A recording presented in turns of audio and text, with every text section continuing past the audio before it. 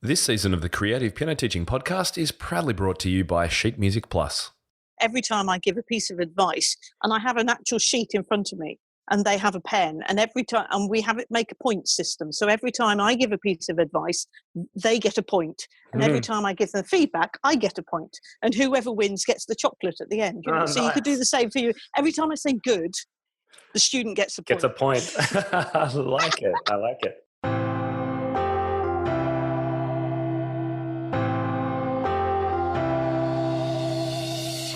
Welcome to the Creative Piano Teaching Podcast, the place where teachers from around the world meet to share innovative ideas about music education. Listen and learn as we help you motivate your students, grow your income, expand your studio, and become a more creative piano teacher. G'day everyone, it's Tim Topham here. Welcome back to Season 3, 2018 of the Creative Piano Teaching Podcast. You're listening to episode number 134, and a very special welcome to you if you're an Inner Circle Piano Teaching community member. The Creative Piano Teaching Podcast is your home for inspiration, ideas, business, and teaching strategies to help support your teaching and grow your studio. And remember that, of course, the simplest way to listen to these podcasts is via my piano teaching app. You can grab that from either of the app stores by just searching for Tim Topham, and then you'll be able to listen in as you walk the dog, take out the bins, cook food, or do whatever it is you do around the house.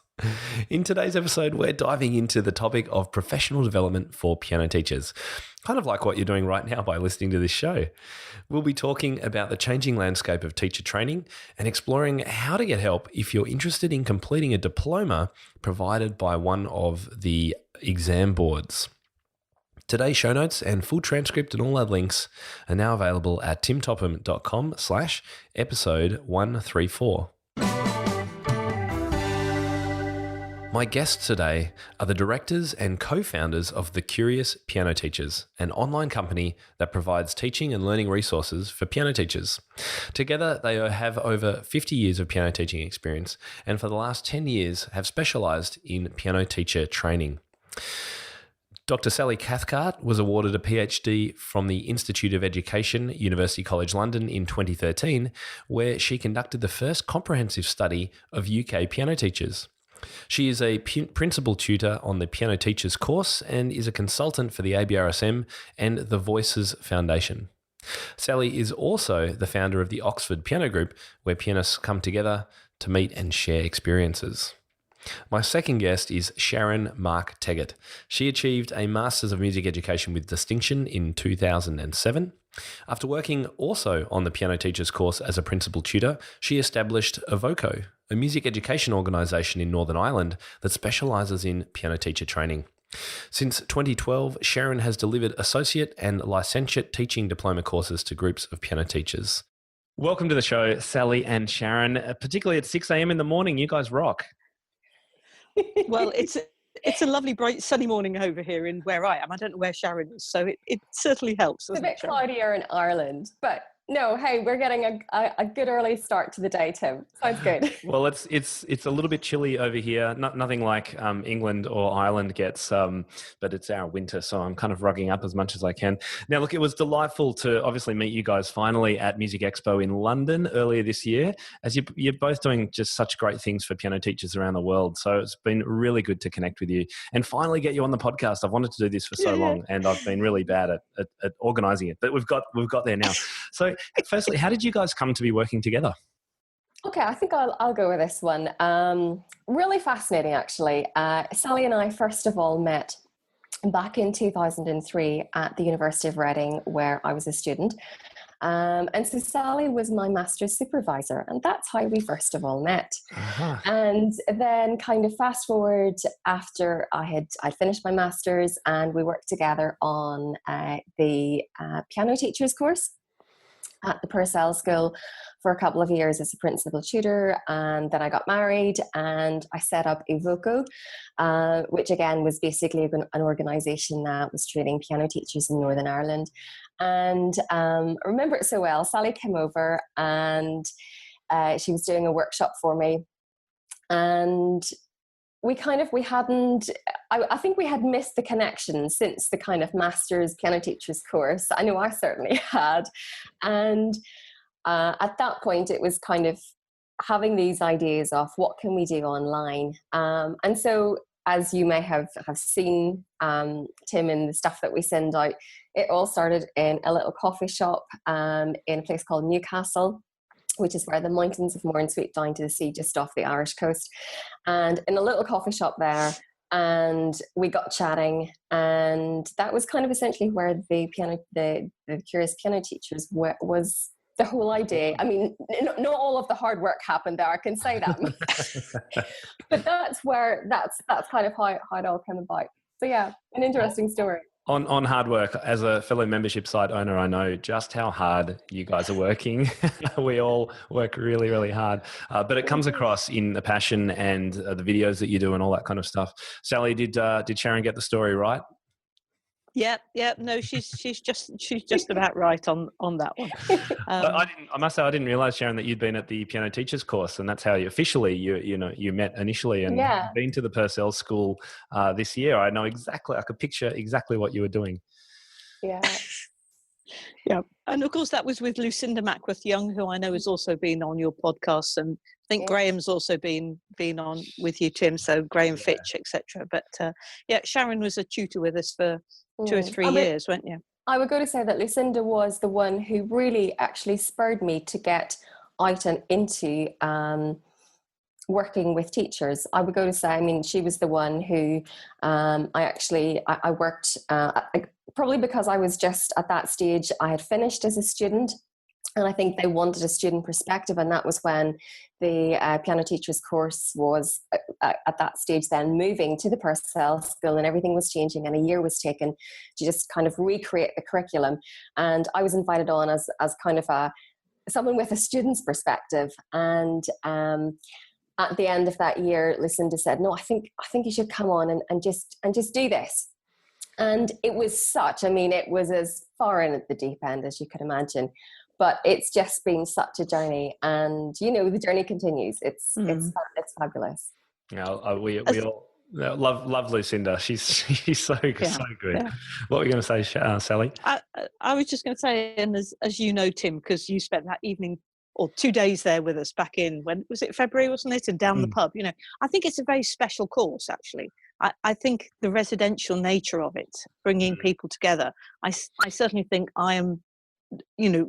I wouldn't be the teacher I am if it wasn't for the piano teachers course and all the fabulous people that I've come in contact, both teachers who come on the course and the lecturers on the course. So thank you to the piano teachers course.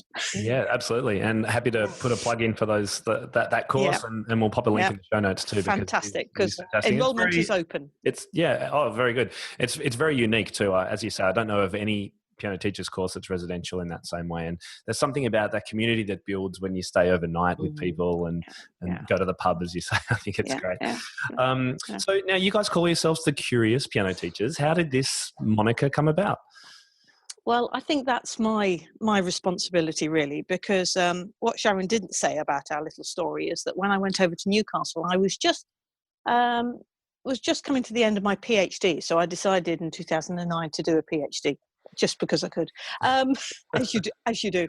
And I looked at UK piano teachers, and I was trying to find out some information because, as you know, it's really hard. We're all individual teachers. We all, teach in our studio, and it's very hard to find out who's out there and what their attitudes are. So I did this PhD on all this, and as it was coming to the end in 2013, I thought, okay, I've got all this fabulous information. How do I share it with people?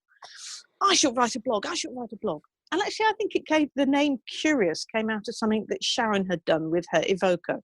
And I'm sure she used her Curious Elephant somewhere. Didn't you, Sharon?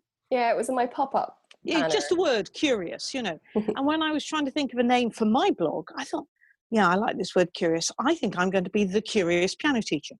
So that's what I set my blog up as. I wrote a blog for a couple of years as the Curious Piano Teacher. So when I went over and we had this seminal conversation with Sharon, we then formed the company, and we weren't going to be the Curious Piano Teachers. We were going to be something completely different and very boring. Which we're so glad we didn't go with, because it wouldn't have been clear at all. Can you share with us what it was? It was going to be Clarify. Right. Okay. You know, we spent 2 days thinking about that, you know, and that's what we came up with. And then we kind of worked with that, you know, and it's still around as our working title, you know. Right. We see each other in Facebook on Clarify.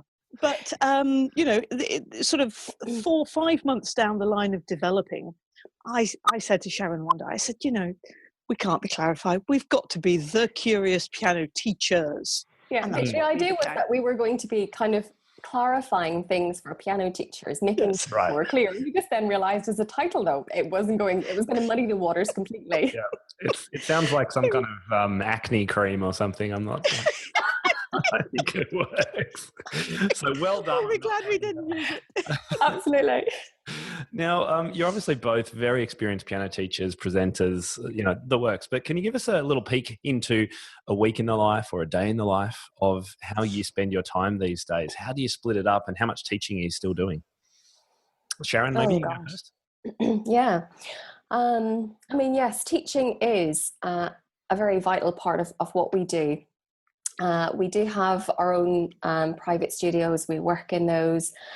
And I think for us, it's a very, very vital part of what we do, because it's the experiences that we draw on that. It's almost like, it's the same way like scientists are kind of in their little grotto or whatever they call them. And we're... I think they're called labs. I call labs. Well, that's bringing up Proud Christmas and everything like that, isn't it? But no, this whole idea of us being piano teachers in our studios, and it's where we get to explore ideas. Again, obviously what Sally and I do is take the research, which is something that I find in doing my master's research it was something that I became quite almost quite shocked about. It was like, there is so much amazing research out there, but so little of it actually filters down in practice into piano lessons. And I think one of the reasons I was finding was that it was staying as some very high level thing. And it was just, you know, I could see how difficult it was to take it into a practical element into piano studios. And so I guess that's really what we do at Curious. It's research based, but then we present it in a very, very practical way. So that's why it's important for us to keep teaching, isn't it, really? Yes. Because you kind of need to find a way of how to make it very practical and accessible. Yeah. So yes, that's a big part of what we do. I mean, last night I was speaking to our graphic designer, Una. I was interviewing her because our current Curiosity box, which is again what we call our monthly bundles that go out to members of the community, and our current box is called How to Stand Out from the Crowd. You know, basically it's about a marketing makeover and how piano teachers can do that with their own websites. And so that was what I was doing last night. I was having an interview with Una. I mean, I must say that there's a pile of accounts sitting just to my left. So that's another feature of what I'm doing. You know, responding to messages. It's kind of, I guess I'm doing quite a lot of all those kind of behind the scenes things as well. Whereas Sally, if I pass over to you. Yes, I'm out and about a bit more, I think, than Sharon is really. Like Sharon, I teach, and actually that's my passion of the week. It's been my passion of my life really is teaching piano, because I think it's such an honour and privilege, and it's where things really go, you know. But I also do lots of other things that I'm quite passionate about and that feed in, I think. So I work for something called the Voices Foundation, so over here in the UK. So tomorrow, for example, I'm visiting 2 primary schools in London near Ladbroke Grove, actually very close to Grenfell Tower. I don't know whether you heard about the fire that we had over here. So it's 2 of the schools that are affected by that, and I'm going in, I'm working with the class teachers to help them develop some musicianship skills so that they can actually teach music in a very basic level to their class. So I do that quite regularly, and that's something I do tomorrow. Thursday this week, for example, I'm going off to Casio headquarters and doing some filming with Casio. Goodness knows what will happen there. Last week I was in Carmarthen. I was examining for ABRSM because I'm also an examiner. And I have some other ABRSM projects on the go as well. And I'm trying to write a book as well. So that's another thing. And then And then next week I'm over with Sharon. So, we see each other sort of fairly regularly, once every 2 or 3 months. And next week's one of those weeks. So block of planning. That's a planning block of time. Yeah. Yeah. Which is a lot of fun. And we have lots of coffee and cake. Yes. I would a really big. It's so vital. Knowing you guys and what you do at conferences, I would only imagine. I don't know how you guys aren't the size of houses.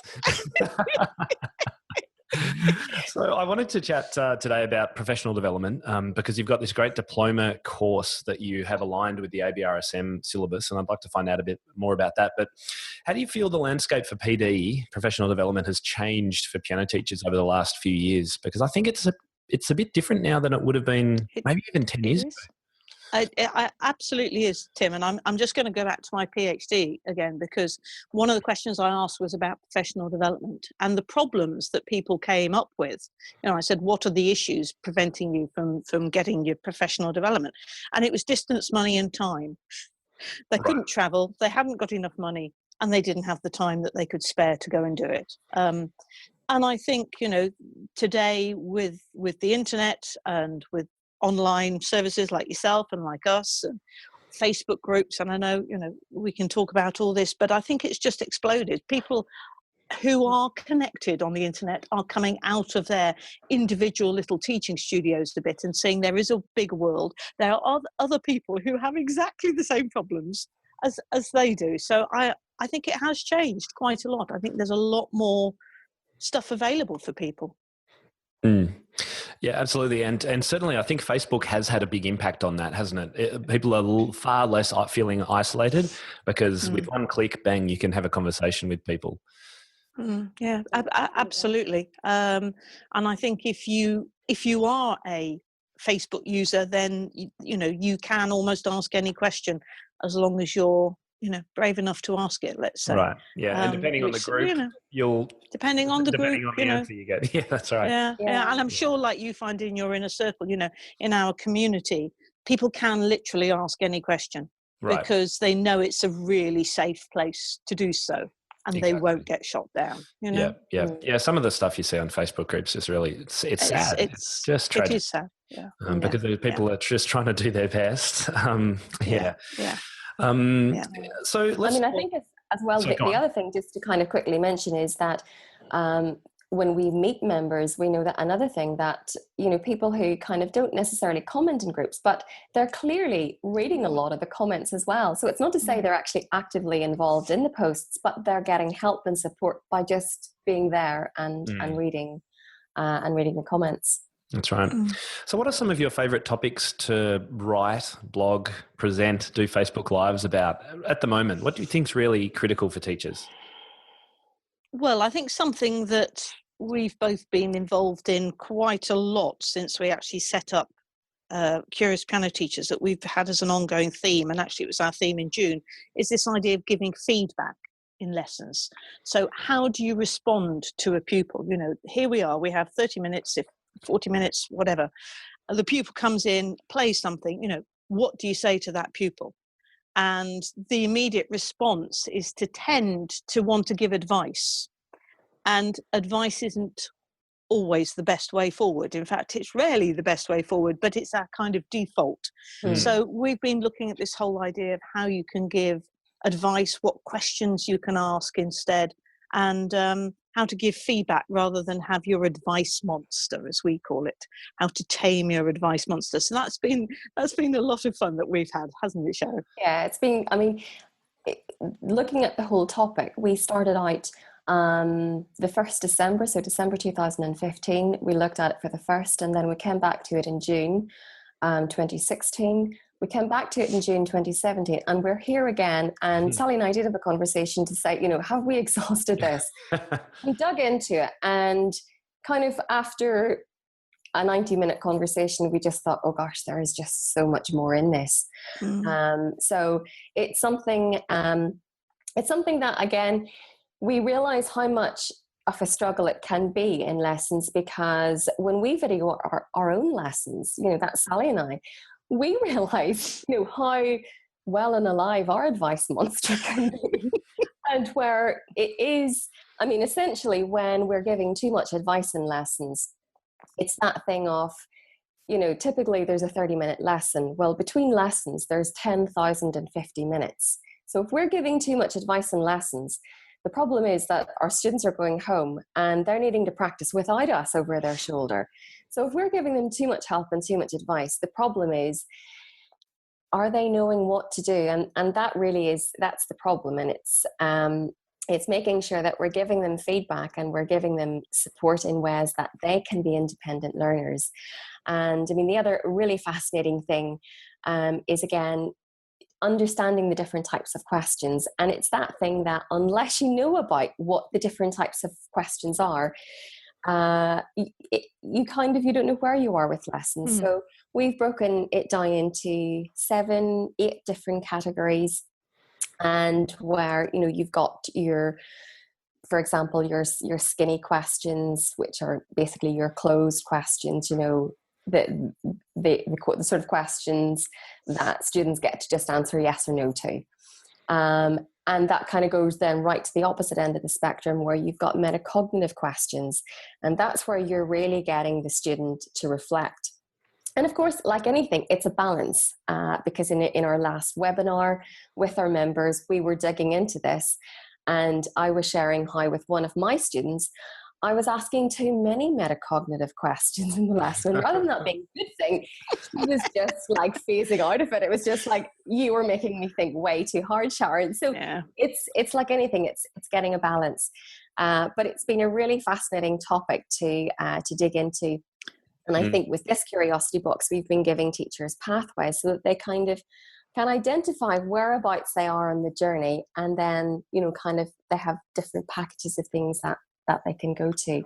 Right. What was interesting is that back in June, a couple of weeks, 3 weeks ago, we went to the University of York, just going back to our research roots, if you like, and bringing the practical and the research together, because they had a great conference at the University of York, where they have a whole instrumental MA on offer, and instrumental teaching MA. And of course, being a research conference, it was quite researchy, and had quite, it was very, very interesting. And then we came along at the very end and we did a presentation on the advice monster, which was very practically based. And you could the whole audience just went, oh yes, we need all this, we want all this. It was just lovely, wasn't it? Yeah, to see these research sort of come to life all of a sudden. So yeah. That's what I find teachers, they just want action. They want step by step, as much as possible, getting them thinking, but really actionable strategies, and particularly from people who are in the trenches doing it and know that it works. So I think if you can capture that research that's all really hard to understand and written in thick tomes and make it relevant, you've got it. No offense to your PhD, Sally, of course, it was fabulous. My PhD is a beautiful read, I'll have you know, all 80,000 words of it, Tim. I'm also a big believer in asking questions in lessons, and really, and also one of the other things, I'm not sure if you guys feel the same, but I think teachers are often too quick to jump in and answer and help a student when they've asked them a question that's made them think, because we don't almost like seeing kids struggle, but it's actually when they struggle that they have the thinking. They can really learn. Do you know what the average wait time is for a question? No, what is it? 0.9 of a second. That's in teaching generally. Yeah, well, I've learned about this through classroom teaching. Isn't that's just unbelievable? Yeah. Yep. Yeah, so getting comfortable letting your student struggle. It's G major, isn't it? I was just saying it's that thing of, you ask the question, what key is that piece in? It's in G major, isn't it? Yeah, that's right. Yeah. And you do have to be aware of that in order to stop yourself from doing it. Even though it's uncomfortable sometimes, especially at the initial stages when our students are expecting us to answer if we have always done so. Yeah, and I don't know about you, but one of my other automatic things that I do is I'll say good or great when they finish playing something, Excellent. even if it was terrible. Do you do that as well? Yeah. Oh, it's such a hard reflex to break. It is. I've turned it round, sort of things like that, and I get the student to help me. So, and we did this with the advice monster, every time I give a piece of advice, and I have an actual sheet in front of me, and they have a pen, and every time, and we have it make a point system. So every time I give a piece of advice, they get a point, and every time I give them feedback, I get a point, and whoever wins gets the chocolate at the end. Oh, so nice. You could do the same for you. Every time I say good, the student gets a point. Gets a point. I like it. I like it. Now, a quick word from our sponsor, Sheet Music Plus. I'm sure you've heard of Sheet Music Plus. It's always one of the top search results when you're looking for sheet music because they have the world's largest collection. But did you know they also have a program to help piano teachers save money on their orders? The Easy Rebates program is exclusively for music teachers and gets you things like 8% cashback on all your orders. You can also earn 8% cashback on purchases by your students if you set up lists of music to buy. And I've done this in the past, and not only does it make the students or the parents' life easier, you also get that little benefit as well. There's also a $5 bonus when you refer a new member to the program, and it's completely free to join. Since Sheet Music Plus has over 1 million titles, including print and digital downloads, it's the best place to go when you have student requests or need something for an upcoming recital. So you should definitely take advantage of this free program.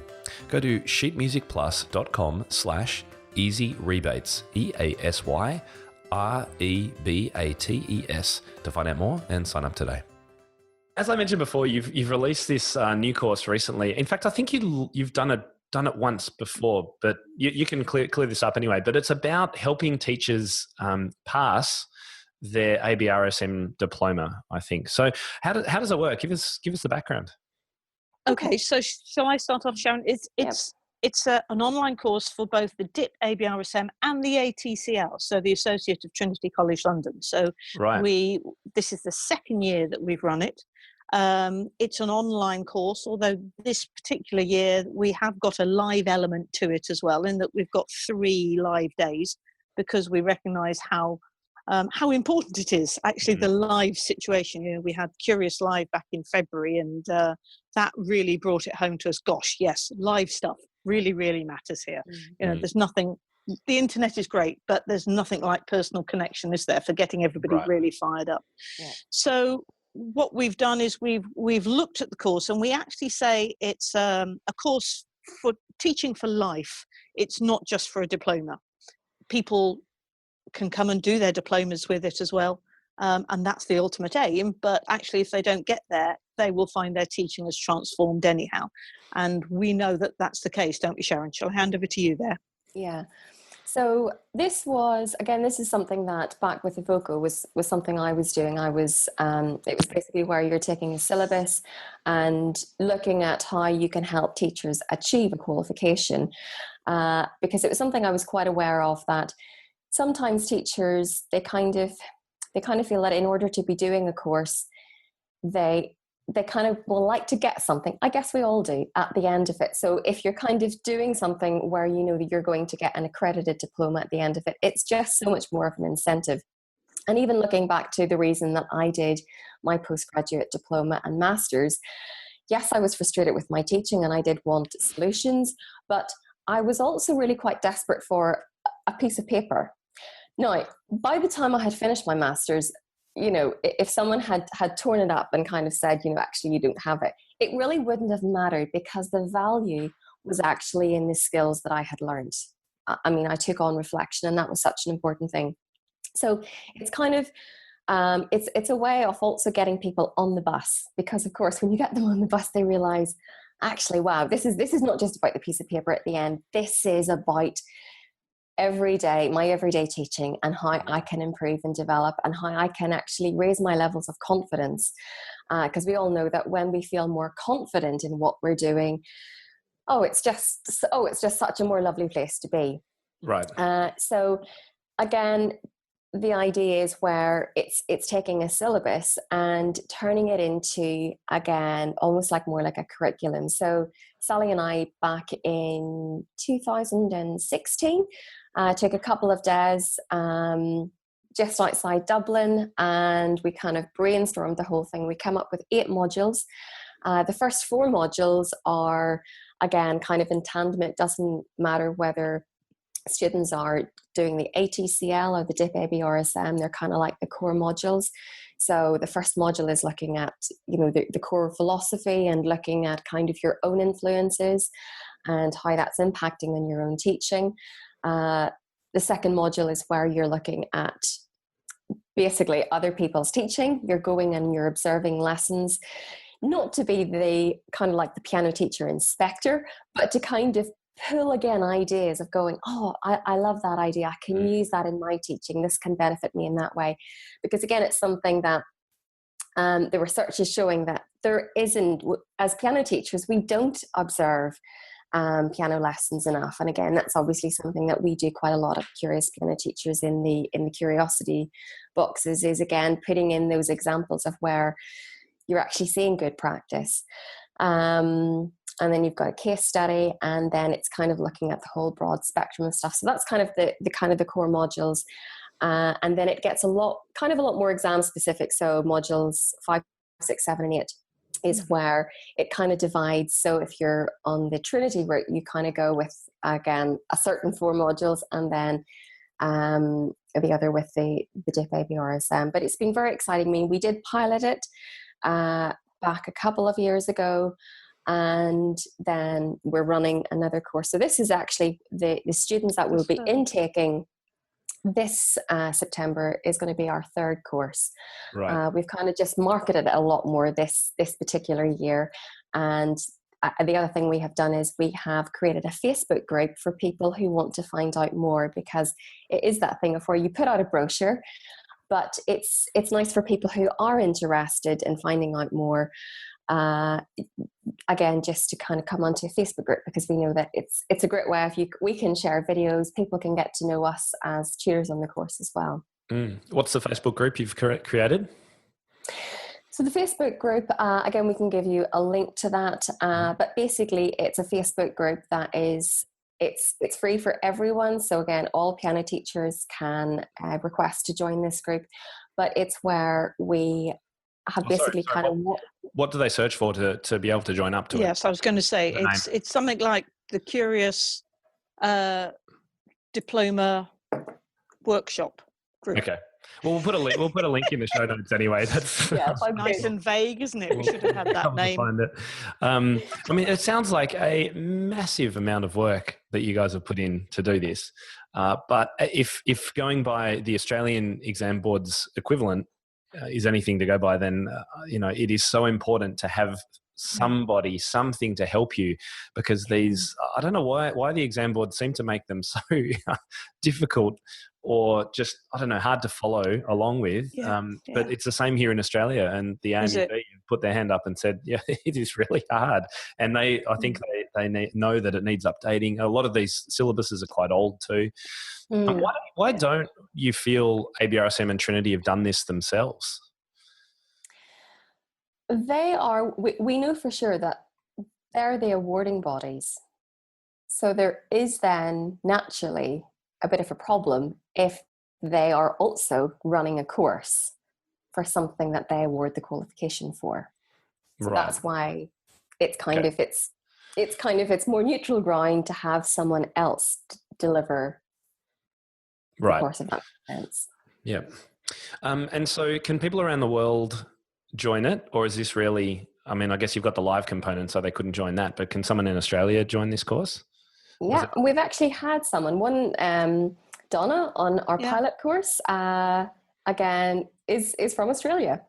And I think the advantage is that both Trinity and the ABRSM have exam centres right across the world. And you've only got to go to those websites and you realise that there are, right across the US and Canada, the Far East, they have exam centres. So it doesn't really matter where you're based in the world.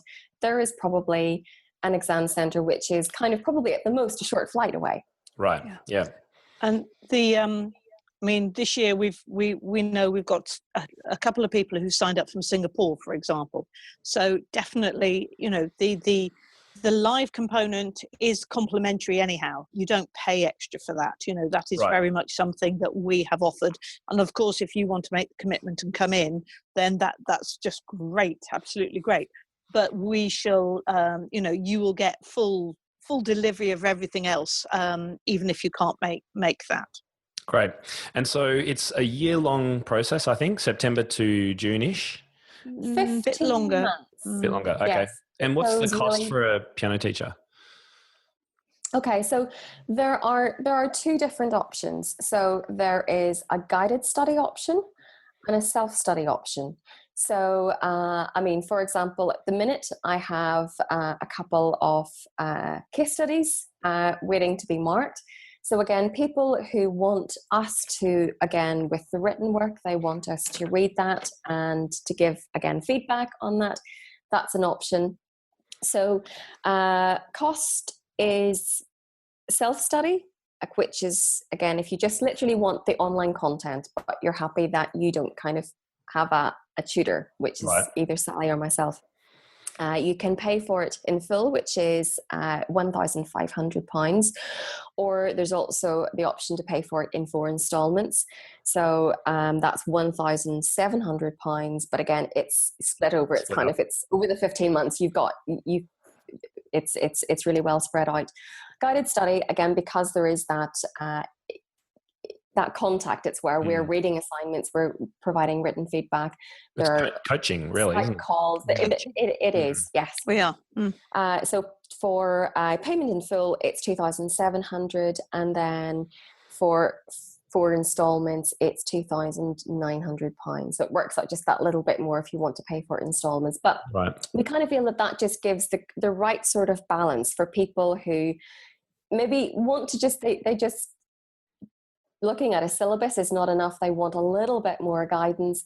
It means that they have got all the online videos, PDF, workbooks. They've also got access to the webinars. There's a Facebook group, so they get access to all of that.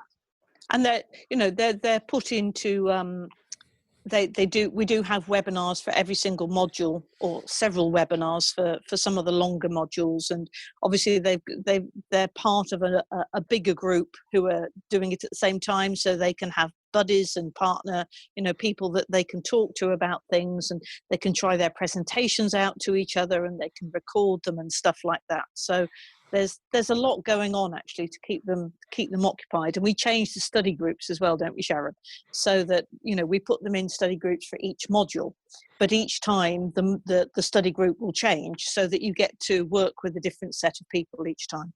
Right. Yeah. It sounds like the guided option is truly a hand-holding, arm around the shoulder kind of, we're there to help you, and the whole group is there to support you too. So I mean, it's obviously a sizable investment for a teacher, but I guess it's about looking at it in the longer term perspective. Yes, there's a chunk of money right now, but what will that give you down the track? Both in prestige is the wrong word, but the qualification itself and how that looks to prospective parents, but also the long-term training benefits and that's the experience generally in your piano. Yeah, I mean, a lot of people sort of say, "Oh, well, parents never asked to see a certificate or anything. Why should I do this?" And I think parents should be asking more, and I think it's probably up to us to try and get the parents to know what they should be asking for. So I think that's one thing. I think the whole profession should become, and I think it is becoming, more accountable through certification. I think that is definitely a trend we're going to see in the next 10 years, that people will have to start to make themselves accountable for their teaching, I think, as well.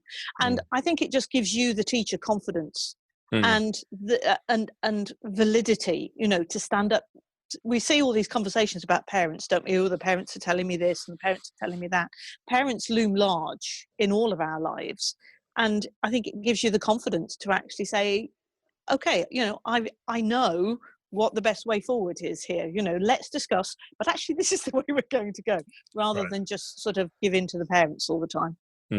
Oh, that's great. That confidence is just so important, particularly as a beginning teacher, but also for more experienced teachers too, as things change, as they do. Yeah. So where do people go to find out more about your diploma course? I think the best thing that we're actually going to do is we're going to set up a link, which will be www.thecuriospianoteachers.org/Tim Topham podcast. That's a bit of a mouthful, but I know that you can put it in the show notes. We will. And it just means that we'll kind of put a few links again to, for example, that Facebook group for people interested in finding out more about the diploma group. and where they can also have a read through then. The brochure will be there. And we did now, the enrolment did officially close on the 30th of June. All the applications have been processed, and we have actually just this week, we've been kind of getting back and getting contracts out to those people who have been successful. Enrolled. Yep. But again, we have potentially have another couple of spaces on the course. So if there's anyone listening to this podcast and you kind of really want to get on it, because it starts middle 17th of September is the official start date of the course. So there's kind of, we give ourselves quite a space between kind of closing enrollment, the official enrollment, and getting started in the course. So if anyone has, a really burning desire to get on this particular year's course, then they can email us at piano.org. And I think that's a good tip. If you are interested in joining us this year, to email us, as Sharon said, on info@curiouspiano.org. And, we can set up a conversation. We can have a Skype call with anybody who is interested, which is what we've done. We've had little consultation calls with people just to check that you're in the right place and that you've got the right time, and answer any questions that you have got. So I would urge you to do that as soon as possible if you're at all interested. Fantastic. And as well, I think, to get into the Facebook group, because although the next course will be starting, I think we have about 200 people in that group at the minute. And there are some people who perhaps haven't met the requirements, because again, we've kind of put them in line with the prerequisites that have been set by the exam boards. So for example, people need grade 8. Not all piano teachers who have been interested in this course currently have grade 8. And we know for sure that some of them are actually going and have said, okay, I really want to do this course. I really want to achieve this diploma, but I need to go and I need to achieve my grade 8 first of all. So again, we're going to be in the group and we're going to be helping and supporting people, just encouraging them, those who are on that journey over the next 12 months, to kind of, just encourage them about getting on and getting anything that they need to get. Sounds great. Well, good luck with it all. I hope it works out well, and I'm sure it will, because I know what you guys do is of the highest quality and so great for teachers. So thank you for putting it together too on behalf of the teachers around the world. I think it's a great innovation. Now, speaking of teaching, I've actually got to teach in about 9 minutes, so I'm going to start wrapping things up. Because I know it's 6 a.m. or something for you guys, but it's after school time here. So I did just want to mention as well your membership site. We've both got membership sites for piano teachers. I'm really interested to know what do you feel are the main benefits for teachers of a membership site versus just downloading a course here or there online? Because there's plenty of opportunity to do that as well. I think the membership has far deeper benefits really for anybody who joins either yours or ours, because I think you get support from this community. We've already kind of mentioned this before, that that you're in a safe circle. You're in a circle, our community, we nurture, don't we, and we look after you, and also you can hold yourself accountable in a very different kind of way. And I think I certainly get excited each month as we work through the different topics, and to have those discussions going on and know that you're not the only person working through those topics, I think, and to share common concerns and stuff like that. And I think also, in a way, we're both curating the best content that's out there and bring it to people, so you can get rid of a lot of the hours that you might have to spend otherwise kind of trawling through rubbish right. to try and find the best of it. So I think our job is very much that we see that we are bringing the best to our members of our community. We are wanting them to move their teaching into a new place, because ultimately really what this is all about is creating the musicians of the future. It's the next generation of musicians that if we don't nurture them through their teachers, then who knows what's going to happen. And I think it's important. Music is important. Playing the piano is important. So that's what we help teachers to do, and you do as well, Tim. And I think as well, it's the ongoing aspect. Again, of course, there is kind of an expected finish point, but with our online communities, it is where people get to come together, and it keeps going. Every month there is something new to learn, and obviously members can go back and dip into stuff as they please. But again, from Sally's research, it's known now that in order for there to be, the catalyst for deep professional development is where it's ongoing. It's not sporadic. It's not just about going to a conference here and something else there and doing a short online course. It's not enough to actually see visible changes in our teaching. There needs to be that ongoing element. So again, and I think as well, Sally, that was a big reason of why we did this, because we realised that there was a lack of ongoing professional development. It was all too sporadic. That kind of where you come back from conferences and expo and you're in a complete high for the next 2 weeks, and then you're kind of like you're back looking at the four walls again. And that can be a challenge for teachers. It's so true. It's true. Where you've got that.